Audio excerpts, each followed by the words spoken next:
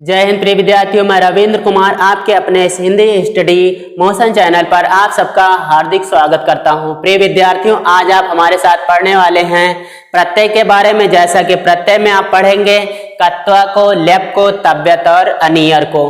तो आइए सबसे पहले हम देख लेते हैं कत्वा प्रत्यय। कत्वा प्रत्यय का प्रयोग हम संस्कृत में धातु के साथ में पूर्वकालिक क्रिया बनाने के लिए करते हैं। कौन सी क्रिया? पूर्वकालिक क्रिया बनाने के लिए करते हैं, वो भी कर या करके के अर्थ में। कर या करके के अर्थ में, ठीक है। जब हम इस कत्वा प्रत्यय को धातु के साथ में जोड़ देते हैं तो इस कत्वा का त्वा शेष बचता है। क्या शेष बचता है? त्वा, अथवा कहीं कहीं पे इत्वा शेष बचता है। मतलब ये ई कहाँ से आ गई? ई आ जाती है आदेश, और जो का होता है ये लुप्त हो जाता है। फिर से समझिए, कहा गया कि संस्कृत में धातु के साथ में पूर्वकालिक क्रिया कर या करके के अर्थ में इस कत्वा प्रत्यय का प्रयोग करते हैं। जब हम इसका प्रयोग करते हैं धातु के साथ में तो इस कत्वा का केवल त्वा शेष बचता है और कहीं कहीं पर इत्वा शेष बचता है, मतलब ई भी आदेश आ जाती है। तो आइए हम उदाहरणों के माध्यम से समझने का प्रयास करते हैं। उदाहरण दिया जाए, जैसे क्र एक धातु है। क्र माने करना होता है, और इसके साथ में हम जोड़ेंगे कत्वा को। किसको जोड़ेंगे? कत्वा को जोड़ेंगे। जब हम इस कत्वा को जोड़ते हैं तो इस का तो गायब हो जाता है, बचेगा क्या? त्वा बचेगा, और इधर का क्र बचेगा। तो ये हो जाएगा कृत्वा। कृत्वा का अर्थ होता है करके। क्या होता है? करके। जैसे हम अगली धातु ले लें, पठ। पठ माने पढ़ना होता है, और इसमें कत्वा जोड़ें। पठ माने पढ़ना होता है, और इस पठ धातु के साथ में कत्वा जोड़ें तो इस जगह पे बताया गया है ऊपर तो अथवा इत्वा शेष बचता है। इधर का पठ है, जब इसमें भी ई आ जाती है यानी इत्वा शेष बचता है, तो ये पठ का पठ हो गया, और बाद में त्वा ये हो जाएगा पठित्वा। जैसा कि कर्तवा माने करके और पठित्वा माने पढ़ करके या पढ़कर अर्थ होता है। आइए हम ज्यादा उदाहरणों के माध्यम से इसको समझने का प्रयास करते हैं, जिससे कि आज के बाद मुझे पढ़ना ना पड़े, आप लोगों को ये दोबारा पढ़ना ना पड़े, हमेशा के लिए याद हो जाए। तो आइए देखते हैं ज्यादा उदाहरणों के माध्यम से। आइए साथियों देखते हैं, यहाँ पर क्री धातु दे दी गई है, और जैसा कि यहाँ पर प्लस हम लगा रहे थे, लगाएं या ना लगाएं हम यहाँ पे जोड़ रहे हैं। यहाँ पर पहचान हमको मालूम हो गई कि हम जोड़ ही रहे हैं। तो जैसा कि क्री माने होता है खरीदना। क्या होता है? खरीदना होता है। क्रीड, क्रीड माने खरीदना। अच्छा, क्री धातु हो गई, उसके बाद में कत्वा जब हम जोड़ते हैं तो क्री इधर धातु है ही, और पीछे का जो है कत्वा का गायब हो जाएगा, बचेगा क्या? त्वा बचेगा। कृत्वा, कृत्वा माने होता है खरीद कर। क्या होता है? खरीद कर या खरीद करके। तो पूर्वकालिक क्रिया ने, जैसे कोई खरीद कर ये वस्तु खरीद कर वो बाजार से आया, या बाजार से सब्जी खरीद कर लाता है। खरीद कर जब यहाँ पे आ जाता है ना, उसके अर्थ में हम इसका प्रयोग करते हैं, इस कत्वा का प्रत्यय का प्रयोग। अगला है आप्त्वा।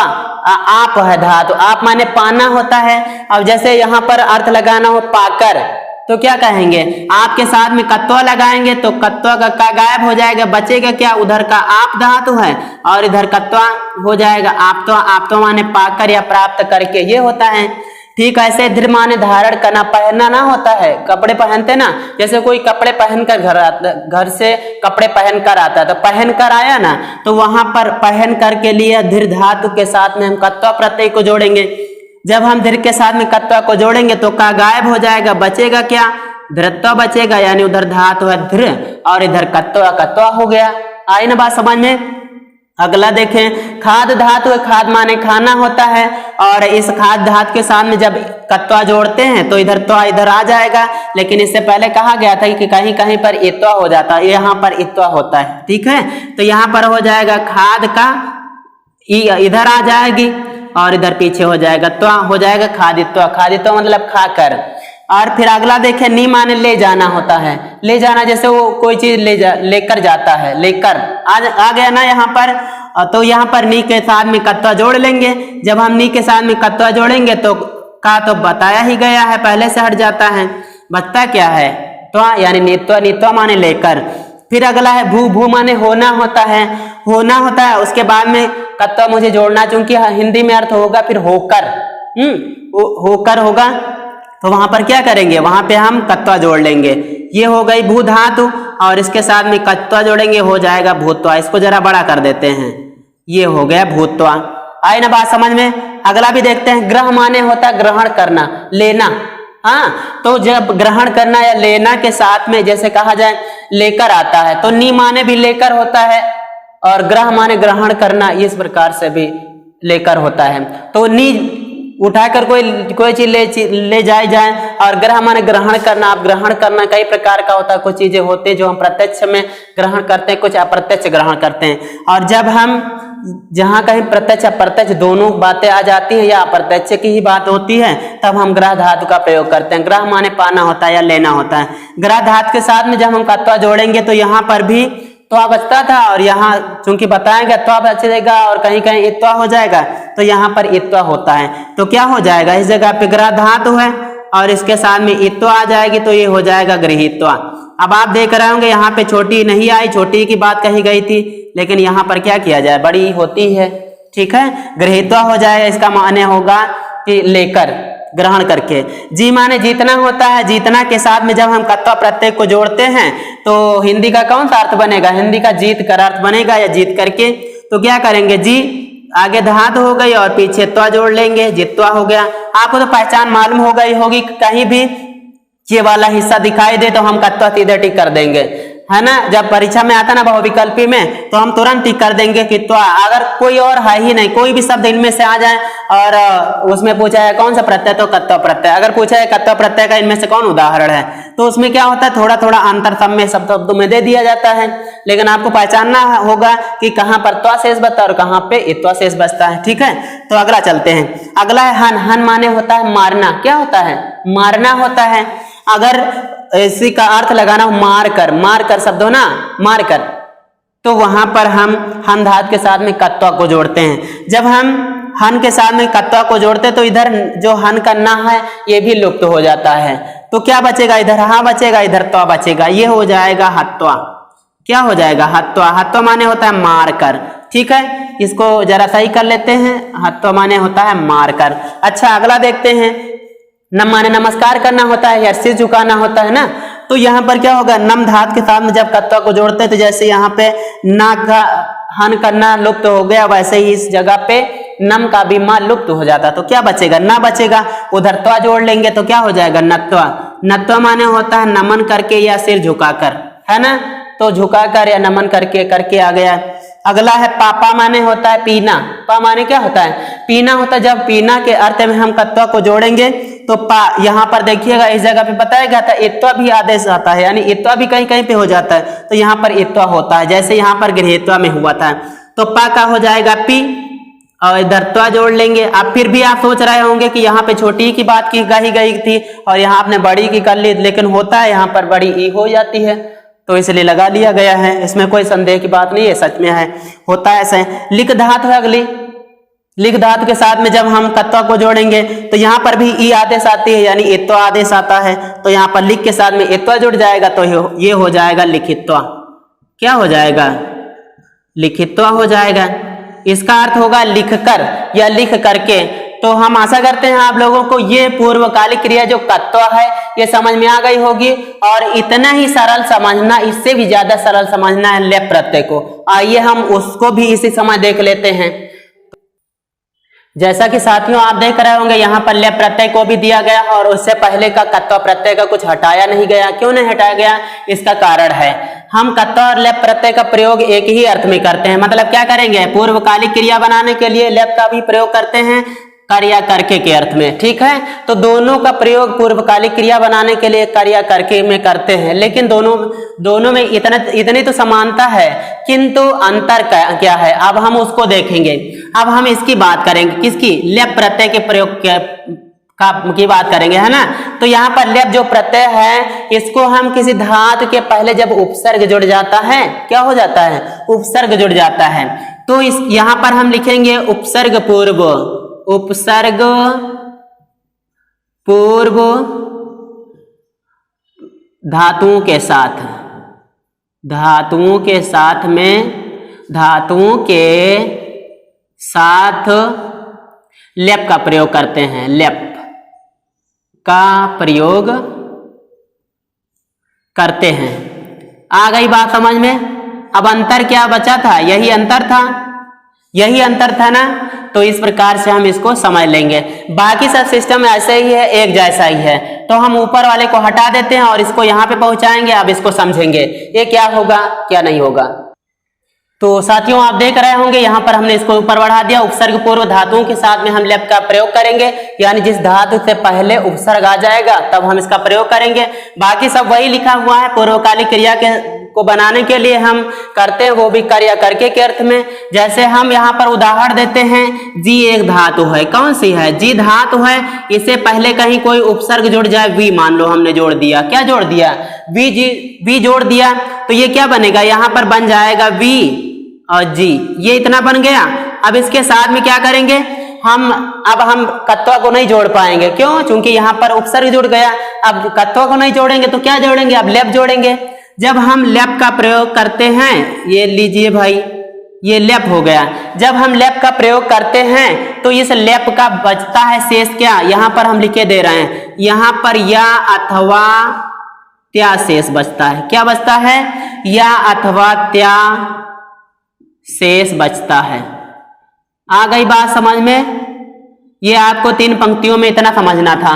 ठीक है, तो यहाँ पर भी उपसर्ग जोड़ लिखा गया है जी धातु से पहले। अब इसके साथ में हम लेप लगाएंगे तो यहाँ पर त्या शेष बचेगा। क्या शेष बचेगा? त्या, यानी लेप का त्या शेष बचेगा। ये त्या कहाँ से आ गया? यहाँ तो त्या ता पहले रहा भी नहीं, लेकिन होता है जब हम लेप का प्रयोग कर लेते हैं किसी धातु के साथ में तो वहां पे या अथवा त्या शेष बचता, तो यहाँ पर त्या शेष बचेगा। तो क्या बनेगा? वी जी उधर है ही पहले से ही, और इधर त्या बच हो जाएगा। ये हो जाएगा विजित्य। विजित्य का अर्थ होता है जीत कर।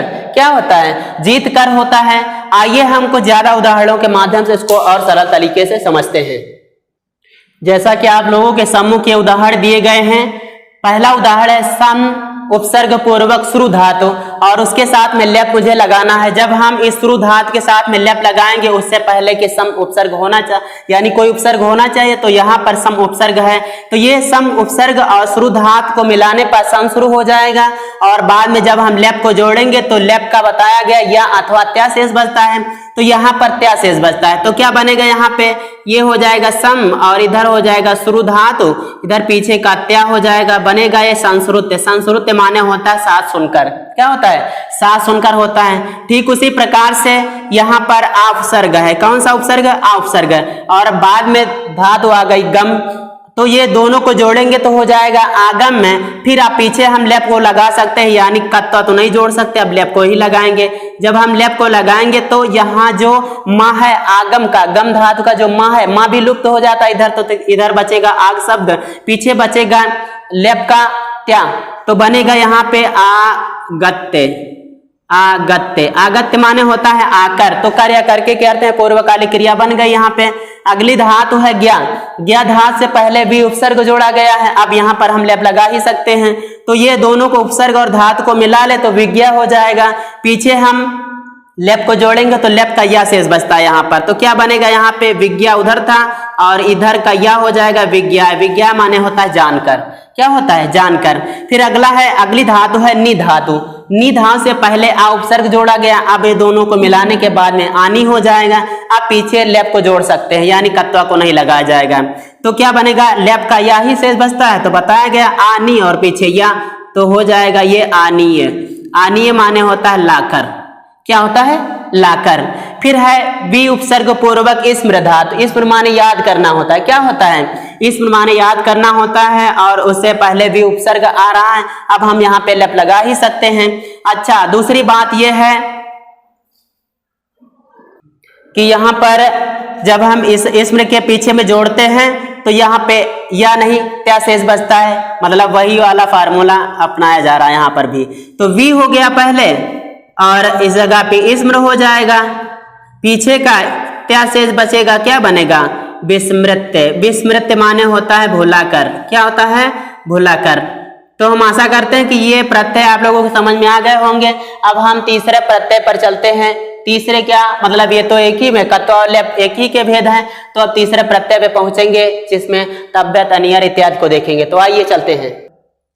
ये जब हम संस्कृत में हमको योग्यता का अर्थ लेना होता है या चाहिए के अर्थ में, यानी विधिलिंग लकार का अर्थ पाने के लिए विधिलिंग लकार का अर्थ लगाने के लिए हम धातु के साथ में तव्यत का प्रयोग करते हैं। इसके साथ में अनियर प्रत्यय का भी ऐसा प्रयोग किया जाता है। जब हम इस तव्यत का प्रयोग करते हैं तो बताया गया है कि विधिनी लकार की क्रिया बनाने के लिए चाहिए के अर्थ में इसका प्रयोग करते हैं। किसमें? चाहिए के अर्थ में हम इसका प्रयोग करते हैं। दूसरी बात, इसका तव्यत, इस तव्यत का तब विशेष बचता है। क्या बचता है? तब विशेष बचता है। तो आइए हम उदाहरण के माध्यम समझें। अब एक बार पहले समझ लेते हैं। कहा गया है कि चाहिए के अर्थ में यानी विधिनी लकार की क्रिया का अर्थ लेने के लिए हम धातु के साथ में तव्यत का प्रयोग करते हैं। तव्यत प्रत्यय जब हम जोड़ लेते हैं तो इसका तब विशेष बचता है। तो आइए हम उदाहरण के माध्यम से समझें। ये धातु हो गई भू, कौन सी है? धातु भू हो गई, और इसके साथ में हमें तव्यत जोड़ना है। जब हम तव्यत जोड़ते हैं तो दरअसल यहाँ पर जो भू धातु होती है ऊ का वा भी आदेश हो जाता है, तो भू का भव हो जाता है और पीछे तव्यत का तव्य होगा। क्या बचेगा? क्या बनेगा?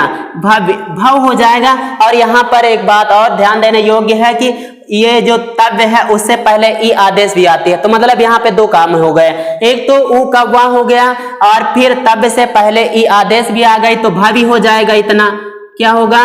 भावी हो जाएगा और पीछे तव्य बन जाएगा, भावितव्य। अब ये किसी लिंग में नहीं है, अर्थात ये है पुल्लिंग, नपुंसक लिंग, स्त्रीलिंग, किसी में नहीं है। इसको हम लिंग में लिखने के लिए क्या करते हैं? माँ जोड़ देंगे, तो यहाँ पर नपुंसक लिंग का एक वचन हो जाएगा। अगर हमको पुल्लिंग बनाना हो तो विसर्ग जोड़ लेंगे, स्त्रीलिंग बनाना हो एक वचन का तो यहाँ पर बड़या की मात्रा जोड़ लेंगे। किसके पीछे? भवितव्य के पीछे। ऐसे ही और भी उदाहरण हैं। आइए हम ज्यादा उदाहरणों के माध्यम से इसको समझें। आइए साथियों, हम इन उदाहरणों में तव्यत को जोड़ते हैं। तो यहाँ पर धातु दी गई है और पीछे तव्यत प्रत्यय को दिया गया है। अब मुझे चाहिए का अर्थ लेना है। जैसे यहाँ पर आपने देखा था भवितव्य बना था, ऐसे ही ये भी सभी बनेंगे। भवितव्य का मतलब होता है होना चाहिए, ठीक ऐसे ही क्रमाने करना होता है। और उसके साथ में जब हम तव्यत जोड़ेंगे तो किर का कर यानी रीढ़ का रा हो जाता है। अब रीढ़ का रा हो जाएगा, पीछे तव्य हो जाए बचेगा, इसमें जब जुड़ जाएगा तो कर्तव्य बन जाएगा। क्या बनेगा? कर्तव्य बन जाएगा। ये देखिए, ये हो गया कर्तव्य। अब ये किसी लिंग में नहीं है। अब इसके भी रूप चलते हैं, क्योंकि सकर्मक धातुओं के साथ में, अकर्मक धातुओं के साथ में, सकर्मक धातुओं के साथ में, ये सकर्मक धातुओं के साथ कर्मवाच्य में और अकर्मक धातुओं के साथ में इनका भाववाच्य में प्रयोग किया जाता है। तो यहाँ पर किर में तव्य जोड़ दे, कर्तव्य हो गया। अगर हमको पुल्लिंग बनाना तो इस जगह पे विसर्ग जोड़ लेते हैं। नपुंसक लिंग एक वचन बनाना होता तो माँ जोड़ लेते, और आपको पता है स्त्रीलिंग बनाना होता तो इस जगह पे आ की मात्रा जोड़ लेते हैं। अच्छा, आगे बढ़ते हैं। पा माने होता है पीना। क्या होता है? पा माने पीना होता है, और जब हम इसमें तव्यत को जोड़ेंगे तो ये हो जाएगा पातव्यः, हो जाएगा पातव्यः। इसका अर्थ क्या होगा? चूंकि पीना का अर्थ, पीना धातु के साथ में यानी पा धातु के साथ में हम तव्य जोड़ेंगे तो उसका अर्थ बनेगा पीना चाहिए, पीना चाहिए, ठीक है। यानी पातव्य का अर्थ होगा पीना चाहिए। फिर है दा, दा माने देना होता है, और देना यानी दा धातु के साथ में जब हम तव्य जोड़ेंगे तो दातव्य हो जाएगा। क्या हो जाएगा? दातव्य हो जाएगा। और विसर्ग जोड़ लेंगे तो पुल्लिंग का एक वचन हो जाएगा। इसका अर्थ होगा, इस दातव्य का अर्थ होगा देना चाहिए। और यह योग्यता का भी अर्थ देता है, मतलब देने योग्य है ना। अगला भी देखें, हस तव्यत है। हस एक धातु, हस माने हंसना होता है। क्या होता है? हंसना होता है। और इस हंसने के साथ में यानी हस धातु के साथ जब हम तव्यत को जोड़ेंगे तो कहीं कहीं पर बताया गया है कि ई भी आदेश आती है, तो यहाँ पर भी आ जाती है। हस से, हस के सामने ई आदेश आ जाएगी, या यूं कहें तब से पहले छोटी आ जाएगी तो ये हसी हो जाएगा, और पीछे तव्यत को जोड़ेंगे तो ये हो जाएगा हस्तव्यः। इसका मतलब होगा हंसना चाहिए। और फिर है अगला स्था तव्यत। स्था माने ठहरना होता है, रुकना होता है ना। तो इस स्था के साथ में जब हम तव्यत को जोड़ेंगे तो सीधा सा फार्मूला यहाँ पर स्था तव्यत हो जाएगा, स्था तव्यत हो जाएगा, और पुल्लिंग के लिए स्था तव्यः बन जाएगा, है ना। तो इस मतलब क्या हुआ, समझ में आ गया। अगला देखते हैं, गम धातु है। गम धातु के साथ गम माने जाना होता है और जाना चाहिए, ऐसा अर्थ लेना हो तो हम तव्यत जोड़ेंगे, तव्यत का बताएगा, तव्य शेष बचता है। लेकिन यहाँ पर एक बात और भी है कि गम का जो माँ है, माँ भी यहाँ पे लुप्त होके ना बन जाता है। क्या बन जाता है? ना बन जाता है, यानी माँ ये जो है ये बदल जाता है ना के रूप में। तो माँ का ना हो जाएगा, गन हो जाएगा। और पीछे ये कैसे क्यों होता है? चूंकि ये संधि के कारण होता है। ये पीछे आ रहा ता वर्ग का ता था दा धन्ना हो जाता।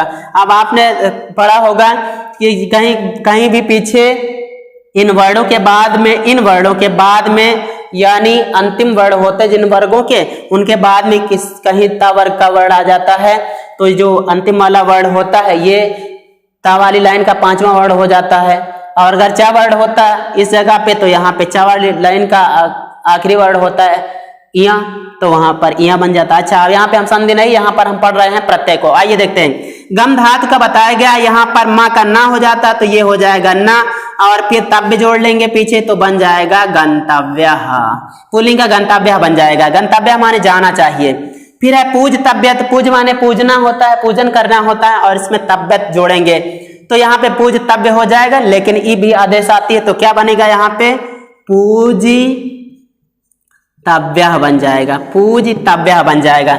अगला देखते हैं, कथ धातु है, कथ माने कहना होता है, और इसमें छोटी आदेश आती है कथी, कथी हो जाएगा। इसको जरा सही कर लेते हैं, ये हो जाएगा कथी, और ये हो जाएगा पीछे तव्य हो जाएगा, इसका कथितव्य यानी कहना चाहिए। फिर अगला है पठ, पठ माने पढ़ना होता है, और पढ़ना चाहिए का अर्थ लगाना हो तो मुझे पढ़ के साथ में अब यहाँ तव्यत लगा लेंगे, लेकिन पठ धात से पहले यानी ठा के पहले छोटी आदेश भी आती है, ये हो जाएगा पठितव्य यानी पढ़ना चाहिए। ठीक ऐसे ही ये है अगला नी, नी ये माफ कीजिएगा, ये नी धातु होती है, नी धातु होती है, और नी के साथ में जब हम तव्य जोड़ते हैं तो नी का जो ई होता है ए हो जाता है, तो ये तो ए हो गया, पीछे तव्य हो जाएगा। क्या बनेगा यहाँ पे, ने तव्य बन जाएगा, पुल्लिंग का हो गया। तो यहाँ पर नेतव्य का अर्थ होगा ले जाना चाहिए। अब आइए हम अनियत प्रत्यय को जान लेते हैं, तो चलते हैं अनियत प्रत्यय की तरफ। आइए देखते हैं यहाँ पर अनियत प्रत्यय को। अनियत प्रत्यय जैसे तब्बत प्रत्यय का हम प्रयोग चाहिए के अर्थ में, योग्यता के अर्थ में यानी विधिंग लकार का अर्थ लगाने के लिए करते हैं, वैसे ही अनियत प्रत्यय का भी प्रयोग करते हैं। जैसे तब्बत प्रत्यय में तब्य शेष बचता था, उसी प्रकार से यहाँ अनियर में अनिय शेष बचता है। तो किस अर्थ में करते हैं, बताया गया चाहिए के अर्थ में, यानी विधिलिंग लकार का अर्थ लेने के लिए चाहिए के अर्थ में इसका प्रयोग करते हैं। और दूसरी बात क्या कही गई है, यहाँ कहा गया है इस अनियर का अनिय शेष बचता है। क्या शेष बचता है, अनियर का अनिय शेष बचता है।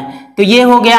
अब आइए हम उदाहरण से समझें। तो जैसे हम पहला उदाहरण दे देते हैं, पठ धातु और इसके साथ में हमको जोड़ना है अनियर, पठ और अनियर। जब हम इसको जोड़ते हैं तो बताया गया है अनियर का अनिय शेष बचता है, और इधर पठ है तो ये हो गया पठ।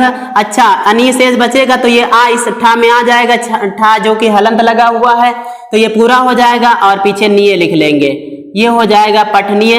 अब ये अभी किसी लिंग में नहीं है, क्योंकि इसके सभी लिंगों में रूप चलते हैं। अगर हम इसके पीछे विसर्ग लगा लेते हैं तो ये पुल्लिंग का एक वचन हो जाता है, तो पठनिया बनेगा। पठनिया का अर्थ होगा पढ़ना चाहिए। ऐसे आपको नपुंसकलिंग बनाना हो तो विसर्ग के स्थान पर मां जोड़ लें, पठनियम हो जाएगा, तो इसका अर्थ हो जाएगा पढ़ना चाहिए नपुंसकलिंग में। अगर आपको स्त्रीलिंग बनाना है तो इस विसर्ग को हटा के बढ़िया की मात्रा जोड़ लें, ये हो जाएगा स्त्रीलिंग का एक वचन। आइए हम उदाहरण अलग और भी उदाहरणों को इधर देख लेते हैं। जैसा कि बताया गया है यहाँ पर अनियर प्रत्यय का भी प्रयोग उसी तरह से, यानी जैसे तब्य में बताया गया था, किस अर्थ में कहा गया था, सकर्मक धातु से कर्मवाच्य में और अकर्मक धातु से भाववाच्य में करते हैं। तो उदाहरणों को हम पहले समझ लेते हैं। यहाँ पर कहा गया कृ धातु है और उसके साथ में अनियर प्रत्यय है। जब हम कृ धातु के साथ में अनियर प्रत्यय को जोड़ते हैं तो कृ का जो ऋण है ये रा हो जाता है। अच्छा, जब ये ऋण का रा हो जाएगा तो ये हो जाएगा कर, और इसमें हलंत लग जाएगा, लेकिन अनिय इसमें अनिय का छोटा इसमें जुड़ जाएगा तो ये रा पूरा हो जाएगा। और साथ में आपको ये भी ध्यान देना है कि इस जगह पे ऋण था और ऋण होने के कारण ये जो ना है ये अड़ा हो जाता है, तो क्या बनेगा, यहाँ पे अड़ा हो जाएगा, नीय का डी हो जाएगा, नीय का डी हो जाएगा। आइए इसको ऐसे कर लेते हैं, तो ये हो जाएगा करड़िया। अब ये करड़िया हमने विसर्ग लगा दिया, इसलिए ये जगह पर ये पुल्लिंग हो गया। अगर हम विसर्ग ना लगाएं तो किसी भी लिंग में नहीं होगा, तो विसर्ग लगाने के बाद पुल्लिंग का एक वचन हो गया। अगर आपको स्त्रीलिंग बनाना है तो बढ़िया की मात्रा जोड़ लें, नपुंसकलिंग बनाना है तो मां जोड़ लें, तब ये सभी रूप सबके सब एक वचन के होंगे। यहाँ पर भी ये पुल्लिंग का एक वचन है। करड़िया का मतलब होता है करना चाहिए। ठीक है, अगला है पापा माने होता है पीना, पा माने होता है पीना, और अनियर इस प्रत्यय को जोड़ लेंगे तो ये हो जाएगा पानिया।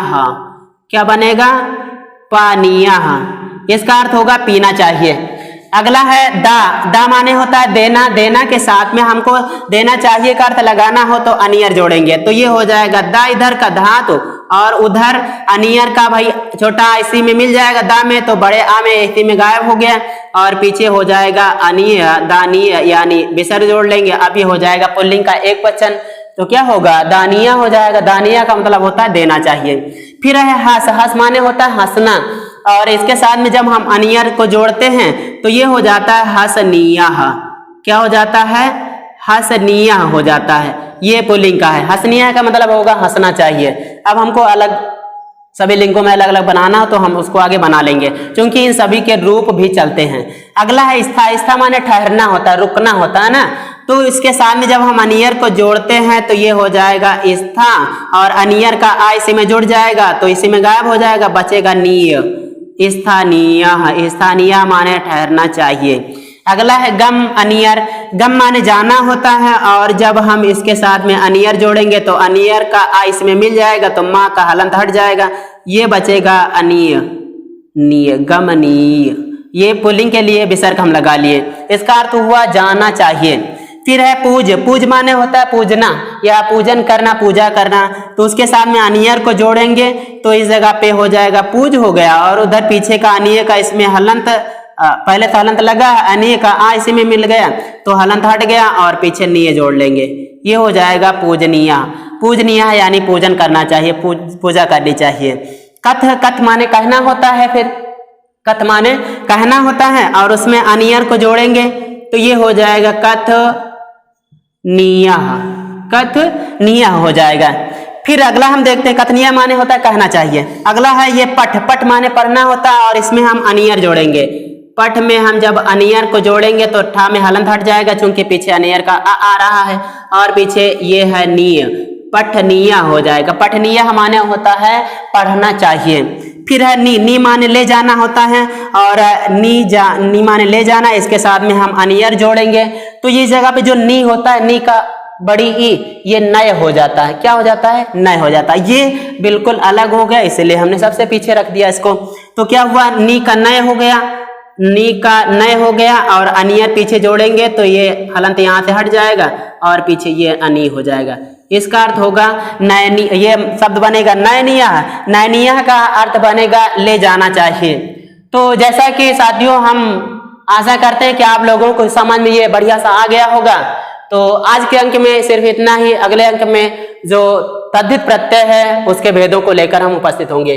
तो आइए चलते हैं। जय हिंद।